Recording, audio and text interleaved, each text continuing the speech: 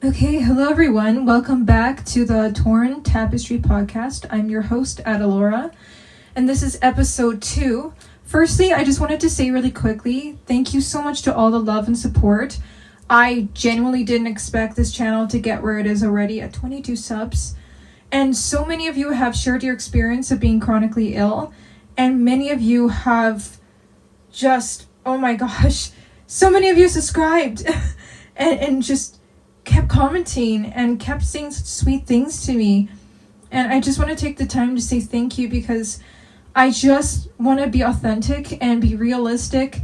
I know there's a lot of fake people on social media, and I really don't want to be that way.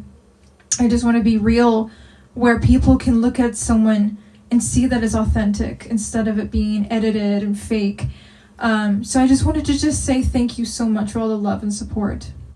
That was the whole reason I wanted to make this channel, is because I wanted people to speak out and feel comfortable that they're not alone with suffering with a very miserable disability of whatever sort it is. Chronic pain is not talked about enough. It's usually just take this medication, you'll start feeling better, when really that's not the case. As you guys have noticed, I haven't posted for a while, and I'll get right into why that was. I have a lot of videos coming your way, but I would like to tell you exactly what happened with me for the past week or a little bit more. So, welcome to episode 3 of the Torn podcast.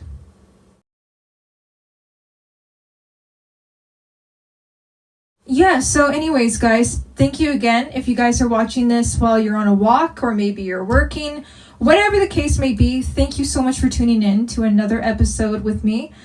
So yeah, I haven't been here for a while. I think it's been a week or a little bit more than that. I don't really know. But I have been extremely sick, not with a cold, but with my chronic pain. So I didn't really tell you guys a lot of information on what has been going on, because I completely forgot. I was already just busy telling you guys in the other video before of all the diseases I have. But what happened was, about a month ago, I went on a new medication for endometriosis. For those who are new here, I have endometriosis, and I have a pretty big cyst in my ovaries. I am getting surgery in 2 months to take it out, and hopefully my surgeon's able to remove some more endometriosis. Whatever they find, she'll remove it. But anyways, so I don't know, like 4 months ago prior, when they found that I had endometriosis, I had endometrioma, which is an 8.5 centimeter cyst in my ovaries. Immediately, you have to go on medication to stop the growth of more endometriosis and more lesions. Lesions are basically scarring, and yeah, it's a whole thing. Anyways, so I went on some medication called Visan, and it worked for a month. I had no issues with it. And then the second month, and then the third month happened, and it didn't work anymore. So I spoke to my endo doctor about it, and she's like, yeah, we're going to put you in a different pill called Oralissa. I noticed that when I would have my period, or I would have the pre-period symptoms before, I would always get a lot of acid reflux, but I didn't know that correlated with each other, but it does. So, and the symptoms that was bothering me the most was my colon. I was getting a lot of colon pain, lots of spasms down in the pelvis area, just a lot of pain. I just didn't feel very good at all. And I just felt absolutely miserable, and my pain was like a 10 out of 10. And when my colon would start hurting, it would take like 2 weeks for it to feel a little bit better. And it would feel even worse when my period was happening. So Visan before I went on Oralissa, suppressed my period. I didn't get a period anymore, which is amazing. But of course, when you don't have a period, other things happen. It's kind of like having your phone and you are on a few apps and you still have to get rid of them, right? But they're running in the background and it's draining your battery, quite literally. So basically, what was happening was, when my doctor told me to go onto Oralissa, it helped absolutely to suppress the colon pain I was having and a bunch of deep endo pain I was having in my pelvis. But guess what? You get side effects. And the side effects I was getting with Orilissa was severe, and I mean severe, headaches, really bad hot flashes, very bad hallucinations. I was having audio hallucinations. I have never experienced it like really bad before. Like there was, I've had surgeries in the past, and some of the medications I took definitely gave me hallucinations, but this was a little bit weird. It felt like I was really drugged, and I felt very tired. And whenever I was getting cleaned up and everyone else was in bed, and I would make a sound, I would hear someone scream. Yeah, or I would get these weird visuals, audio visuals of someone there in my mind, and it was gone. It was crazy, guys, like absolutely crazy. And I'm here to warn people, especially the women who are watching this, if you do, or if it's men, if you're dating a woman who goes onto this, please mark my words, be careful. This doesn't go for everyone, but anyways, I was getting hallucinations, and then I was getting like really bad hot flashes. The hot flashes would last 15 minutes, and I tell you, the hot flashes made me extremely uncomfortable. Basically, what Orilissa does, it puts you into a temporary menopause. So if people don't know what menopause is, it's basically a thing that happens to women where they get older and they stop getting a period, and then they get these other residual symptoms. And why did my doctor recommend me to go into a menopause like this is basically because it's the only way that suppresses lesions and endometriosis. But it's a whole thing, because when you're playing with your hormones, it opens a door to like a ton of different problems. And when I'm saying different problems, there are so many problems that can happen and correlate that people may not know. So this is my warning to people out there who do go on Orilissa, and my experience obviously as well. So anyways, I stayed on this pill for a month because I felt that it was helping, but the symptoms were really bad, and it said, oh, don't worry, in 3 months you'll start feeling better and your body will get used to the medication and you'll start feeling much better. I was not feeling better. I actually felt a little bit worse. Like the symptoms were absolutely like awful. I did not like the side effects. Did it help my pain? It did help my pain a bit. Yes, it did, for sure. But it just wasn't worth it. I was not willing to put up with symptoms like that for 3 months, and then what, I'll feel better maybe. So I was talking to my doctor when she called about finally doing surgery on me, and I told her about what was going on. She's like, yeah, did you go back on Visan? Yes, I did. Okay, so that's when everything went to shit. Excuse my language to the people watching. Yeah, guys, if you are on Orilissa, you might not have the same side effects, but I'm here to let you know you could. If you're going to switch off of Orilissa to something different, get off of it slow, because I went full cold turkey, which was a massive mistake. So you're probably wondering what happened. Like, you went cold turkey. Did you get sick for a few days? No. So I went off of Orilissa and I was feeling better. I was calling my boyfriend. I had a lot more energy and I felt really good until I went out to see some friends. And that night, I literally ended up in the emergency. And what was happening was, it was happening a little bit slow, but I wasn't really noticing too much right away. I was having diaphragm pain right in the middle of my chest, right in between my breasts. And I was like, that's really odd. I've had pain like this before, but it was never to this extent. Like, I had H. pylori for 2 years straight, and I eradicated it in the summer last year, which is great, right? That was a terrible experience with the medication, but I got rid of it.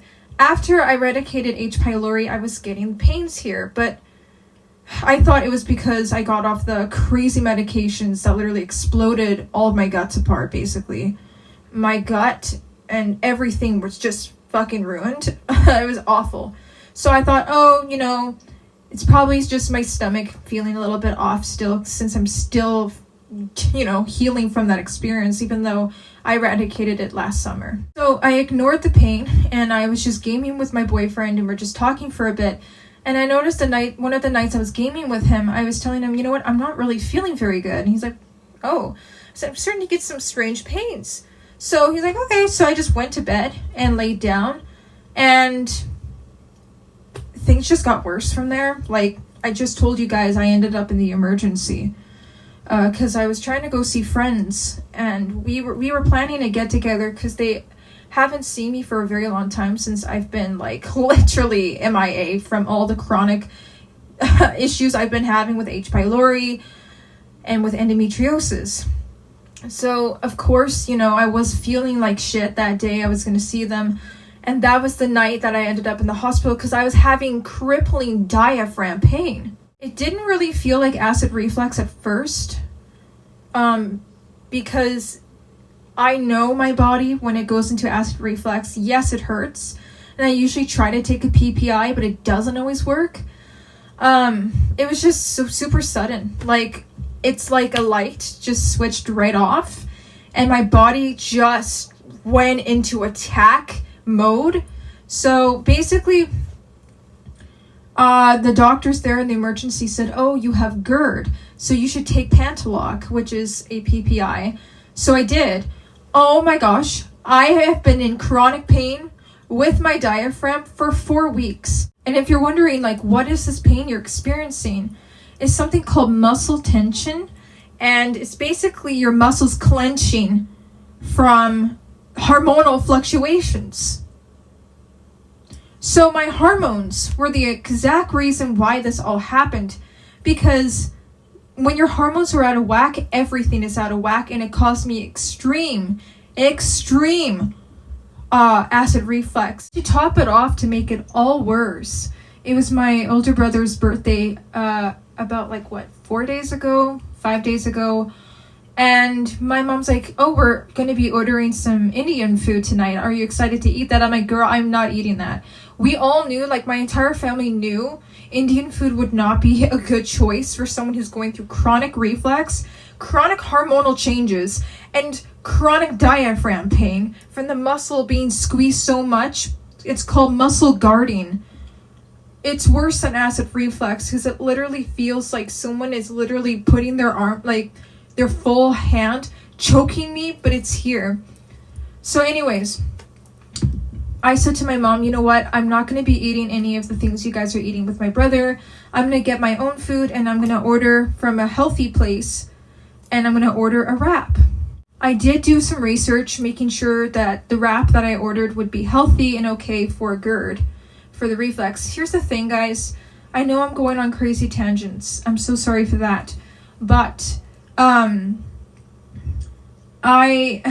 don't think I have GERD because maybe I do. I think the hormonal pill getting off of it caused GERD because I already have a very sensitive, irritated stomach lining from getting rid of H. pylori. So I don't know. We're not too sure. I'm getting a colonoscopy to figure some more things out with that because I've been bleeding when I'm going to the bathroom, which is I know that's a lot of information there, but if you guys know that something's wrong with your body, you really need to get checked, please, and advocate for yourself, because if you don't say something, things can get worse.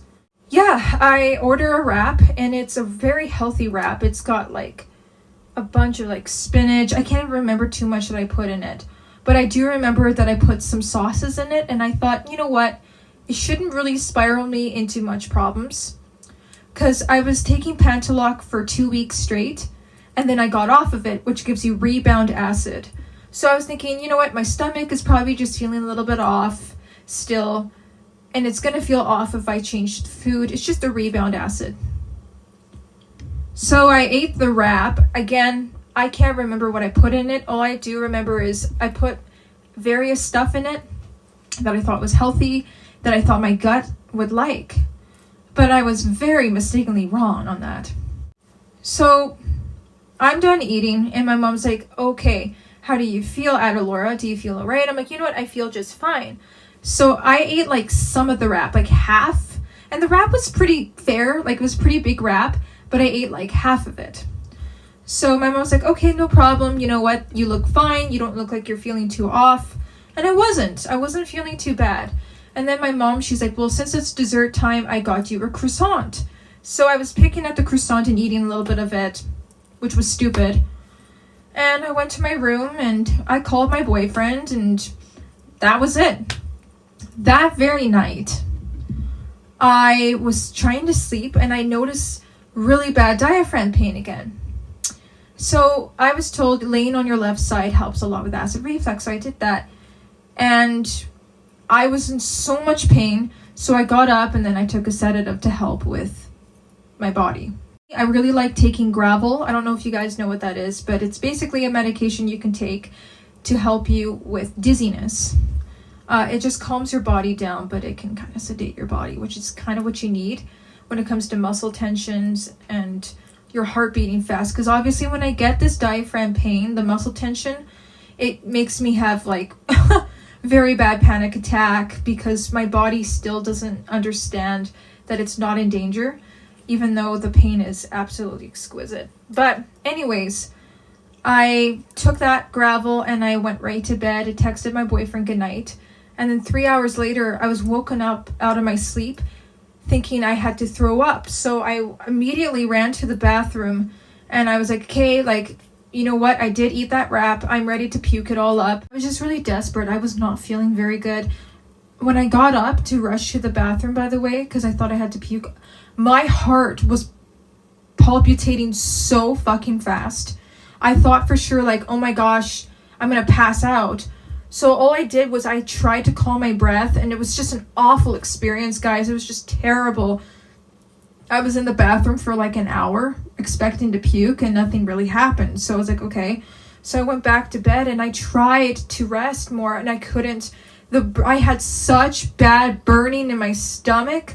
The burning was all the way up here. It was in my esophagus. It was down here. It was everywhere. And I literally just didn't know what to do. So my mom, she's like, you know what? We did buy you some stuff that can help with the burning. I think everyone knows who has stomach issues, Gaviscon, and then taking PPIs and this and that. I couldn't take PPIs because I just got off of Pantaloc. I took Pantaloc for 2 weeks, and my dad and my doctor just thought it would be great if you get off of it because it's addicting. So I got off of Pantaloc, which you guys already know about. So it's not like I could take a PPI. So I was like, okay, you know what? I'm going to take Gaviscon. So I took Gaviscon, did absolutely nothing. It kind of helped, but it didn't really do much with the muscle spasming I was getting. It was just awful, guys. So all night long, I literally was in agony all night. And then I messaged my boyfriend and I was telling him what was going on because he was still up at that time. So I was just texting him for hours and letting him know what was going on, and he's amazing. He stayed up with me and we're just texting each other, and he's just like, I'm here for you. You're going to be okay. He was doing a ton of research, and I was doing a ton of research, and I decided, you know what? I need to take another PPI because this is not going to go away on its own. So last night, I literally... Sorry, guys. I was in so much pain. I could barely breathe. I couldn't walk very well. I just literally was in such bad pain. And the worst thing is I'm going somewhere.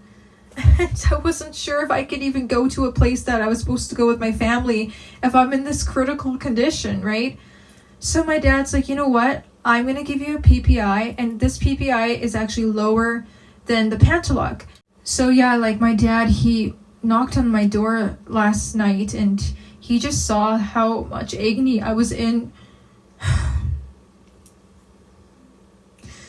This went on for 5 more days. I was just in so much pain for 4, and then I fucked it up by eating a stupid wrap, and I had 4 agonizing days. I just feel so dumb, guys, because I should have done research and I didn't.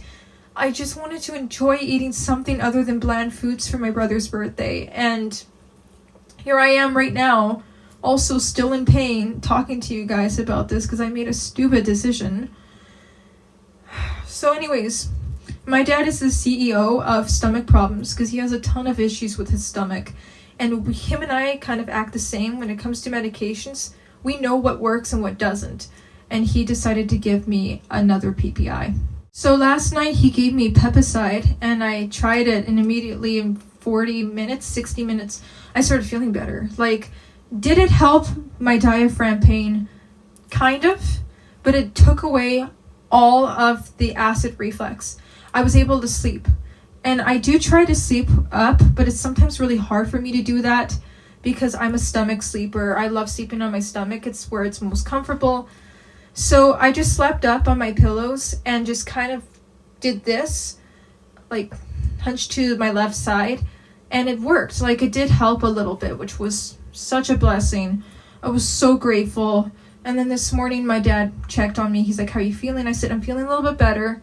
He's like, we don't want you to be on PPIs forever. They're not very good for you. And I told him, like, Father, like, I need to take this stuff because if I don't, I won't be able to go with you guys to the place we're supposed to go.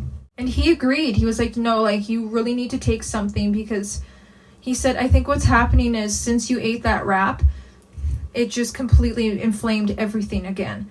Luckily, I'm very lucky.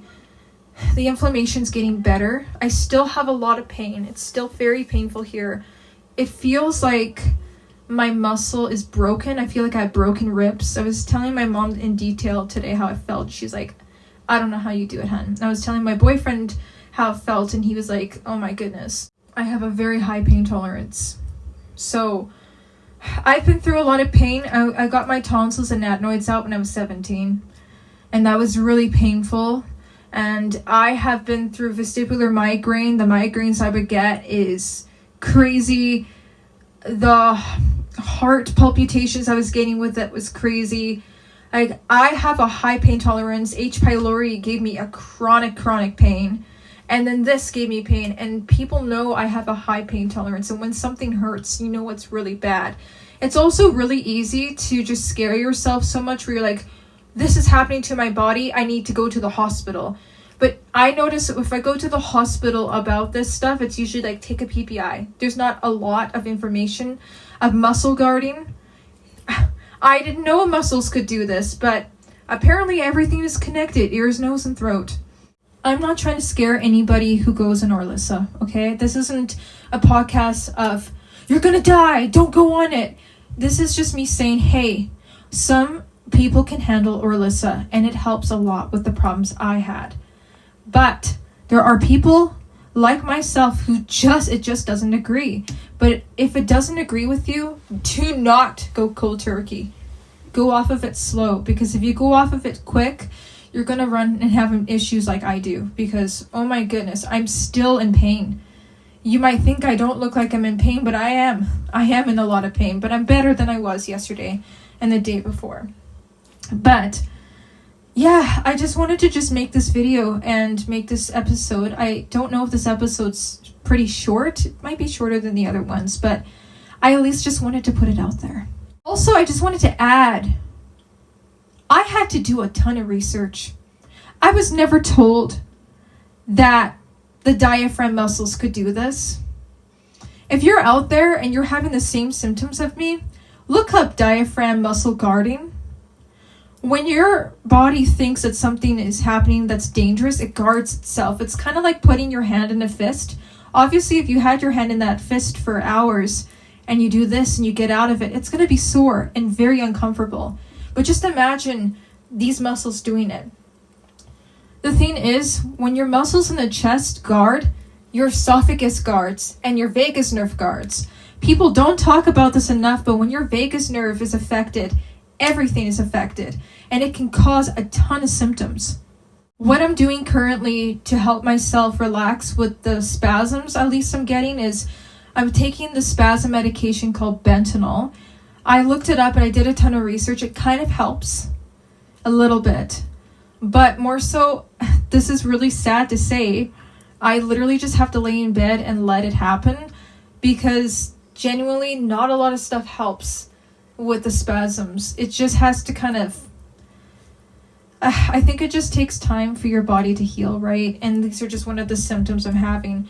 I'm very interested. If this video does get somewhere, which I hope it does, to help many women out there, it would be very interesting if they've had the muscles situation I've been dealing with, because I thought I was having a heart attack when this first happened. Remember, I was telling you guys in the other episode, I thought I was having a heart attack. And they're like, no, it's just GERD. Which I don't really know if I really do have GERD. I might. I don't know, but I'm getting everything sorted out with that. But just be careful out there, girls, because you don't want to play with your hormones. Just be careful. Be careful what you're doing. If you end up in this situation, know that you're not stupid. We all make mistakes. Sometimes we're not fully educated on medications.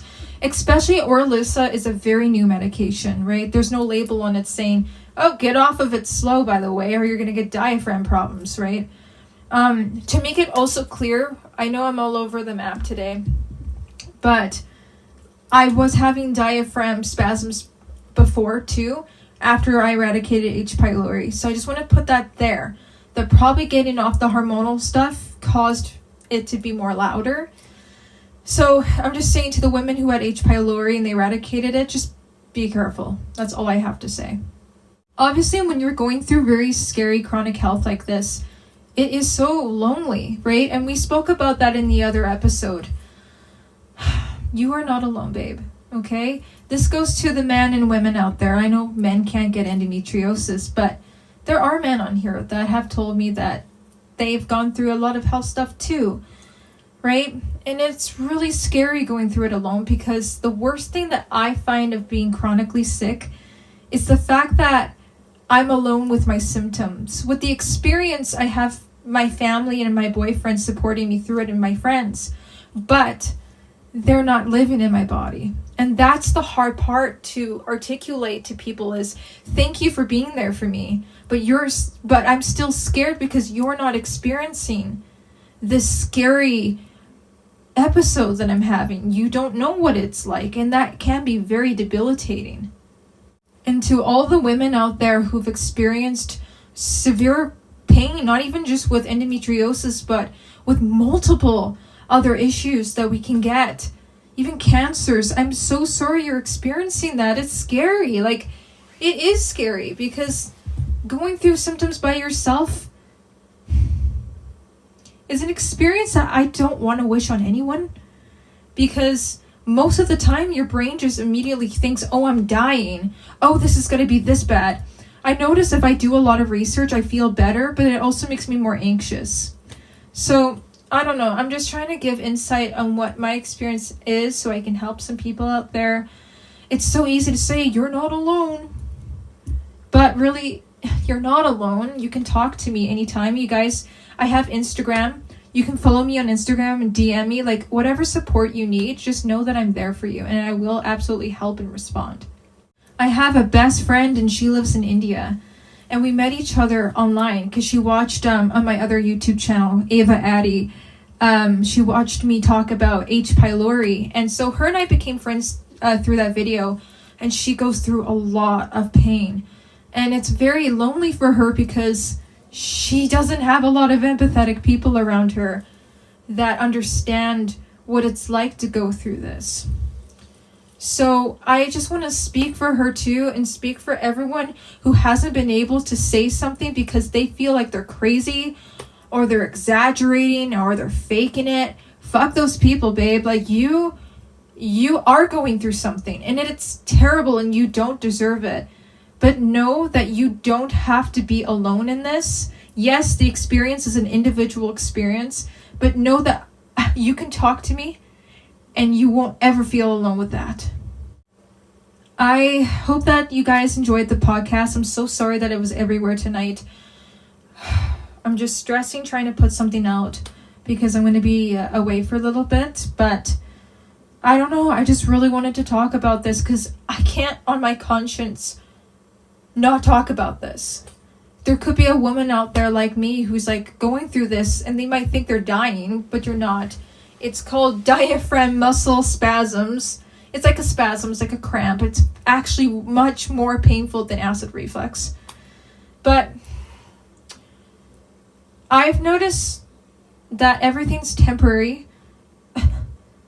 which is awful to say, like, okay, well, it's temporary, but it still hurt. Absolutely, it did. But pain is temporary. You just have to find the right resources to help you through those really bad episodes. Anyways, guys, when I get back from where I'm going, it will be finally a month until I get my surgery for endometriosis. I am nervous for it, obviously, but I've had other surgeries before, and I have a very high pain tolerance, as you can see. Handling it the best I can, even though it's not fun. But yeah, thank you so much for listening to this podcast. I'm so sorry to those who are sick. I'm so sorry for those who feel alone, misunderstood. Chronic pain isn't linear. Everyone's experience that has this, it's different for everyone. If I could, I would hug every single person, but I can't, unfortunately. But know that I'm here for you. You guys can talk to me anytime. You're not crazy, you're not stupid, you're not exaggerating. It's okay to feel the way you do. And it's obviously important to know that it's okay if you have really bad days where you're just pissed off with every single person. I don't like doing that because when I get angry, I like to be by myself and feel it, because I'm not a woman who likes to take anger out on people. And there's times that it could happen, but I usually prevent it by, okay, what can I do in this moment to level myself so I'm not getting mad at people? And there's obviously going to be days where you cry. And you know what? Cry. Feel your emotions. Watching people be healthy is really tricky. It's a terrible, terrible experience. And I'm really sorry some of you are like that and having to deal with something you shouldn't have to deal with in your life. But like I said, you're not alone. You're not alone. With the experience, everyone has individual different experiences and different pains. Even the pain I'm telling you guys about, I don't know if any of you have experienced it. Probably not. I don't know. It's not talked about enough that muscles can do that. But if there is someone out there who's had that happen to them, then you're not alone. And I have a lot of videos coming your way, guys. And thank you for being so patient. Thank you for being so loving and supportive towards me. I wouldn't be here without God, with my faith. I wouldn't be here without my family, without my partner's support. That's actually a really big thing, is support. I know I just spoke about that, but I know there's like Facebook groups, but it's having at least one person that will sit and listen to you. And if you don't have that in your corner, you have it obviously with me. But with me, like, I noticed when I was in really toxic relationships, and I was going through a lot of health problems, it would make the situation worse, and I would get more angrier with them. So if you are also in really bad relationships, you need to get rid of it, because you need to put yourself first. There is no one more important than yourself in this world, okay? And just being with positive people that make you feel good about yourself. And if social media is too hard, when you're going on Instagram and then you see, maybe it's your favorite celebrities. I really love Outlander. It's one of my favorite shows. And sometimes I'll see them post, which are my favorite actresses, and I get annoyed. I'm like, oh yeah, they're doing another movie. Well, that just pissed me off. Not because I'm sad with them or angry with them. It's because of my own situation. I'm not able to do those things. So if social media is a little bit too tricky right now, then get rid of it. Like, just all you can do, like, your body's already doing enough to make you miserable. Do the things that kind of can help. Taking a bath, getting off of social media if it's toxic, being around people who are loving and kind and supportive. Because nobody deserves to feel stuck than they already are. Like, we've gone through enough shit in our lives. We don't need more bullshit. And we just need love. We just need respect. We just need to feel seen and heard. And that's what I want to be for every single person that watches this, is that they don't have to feel fucking alone. They don't have to feel miserable. They don't have to feel like, oh, she's posting on social media, so she must have great days every single day. I don't have good days every single day. Most of the time, I'm in pain all the time. This is reality. My life looks completely different than a lot of other people's. My life could look a lot better than others. It's all about perspective. But know that You don't have to be alone and suffer. I mean, I've already showed people I haven't been doing too well. I haven't posted for a while, and I just told you guys as to why that is. But I also just want to say before I get going, I know I sound like I'm repeating the same things, but you don't have to be hard on yourself. If you're having some good days, enjoy those good days. I will be praying for every single person, by the way, who comments on this video or who wants to talk more and openly. And in the future, I would love to guest as many people as possible on here so they can talk about their story, because everyone deserves to be listened and heard to. And I just want to give people a voice. And thank you so much, guys, for watching this episode 2 of the Torn Tapestry podcast. I'm your host, Adalora, and I love you so much. And I really hope you guys have a wonderful day or evening. And I'll catch you guys very soon. Mwah! Bye, guys.